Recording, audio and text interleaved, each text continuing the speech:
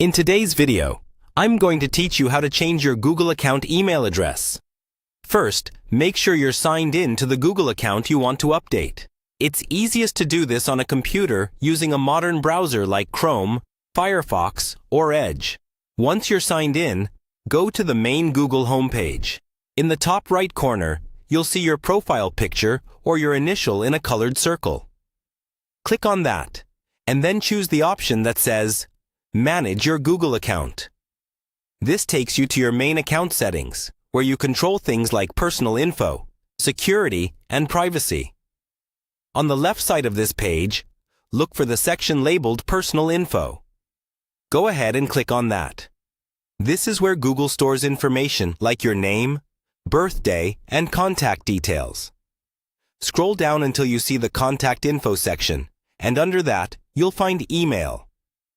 Select that option. Here, you'll see the primary email address currently linked to your Google account.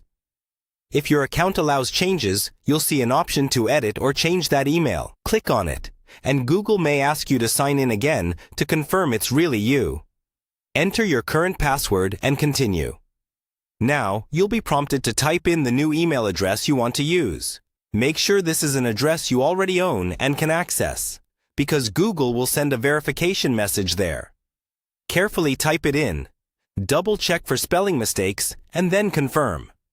Next, open a new tab and sign into the inbox of that new email address. Look for a verification email from Google. If you don't see it right away, check your spam or promotions folders. Open the message and click the verification link inside. This step is crucial because your Google account won't fully switch to the new email until you verify it. Once you click the link, you should see a confirmation that your email has been updated. You can now go back to your Google account page, refresh it, and you'll see your new email listed as the primary address. As a final tip, remember that if your email ends in gmail.com, Google sometimes restricts changing it directly. In those cases, you may need to create a new Google account and move your data over instead.